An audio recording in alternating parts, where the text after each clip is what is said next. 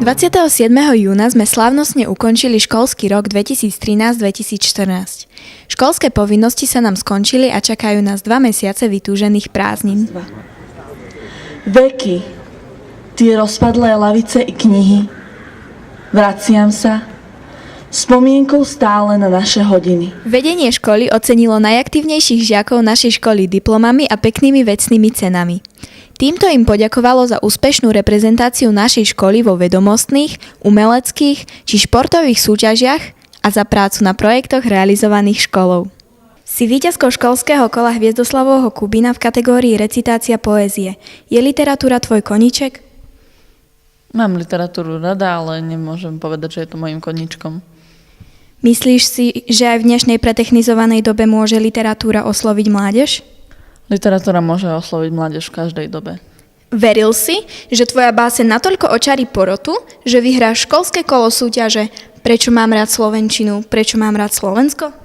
Nečakal som to, ale som rád, že sa mi to podarilo. Spísal som tak zo srdca, čo som mal na mysli a vyšlo to.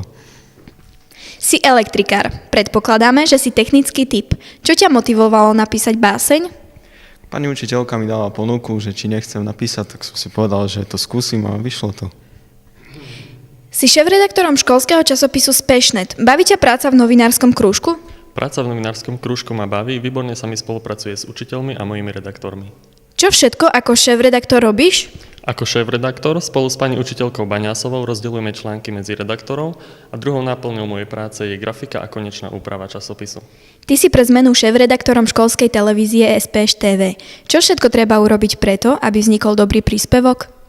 Tak ja si myslím, že stačí mať iba dobrý nápad, nejakú tú víziu a potom to už len zosúladiť s tým časovým harmonogramom a myslím si, že sa takto dajú vytvoriť celkom solidné príspevky. Je to náročné na čas?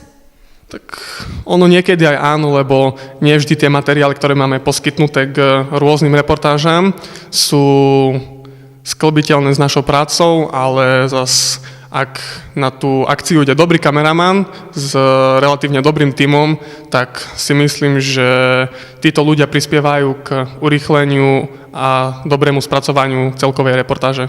Za najlepšieho grafika školy bola vyhlásená Kristína Čakijová a najlepšieho stavbára Slavomír Fedor. A čo dodať na záver? Prajeme vám, aby ste počas prázdnin prežili veľa krásnych chvíľ so svojimi blízkymi a priateľmi, aby ste zregenerovali telo i ducha a s úsmevom na tvári začali nový školský rok.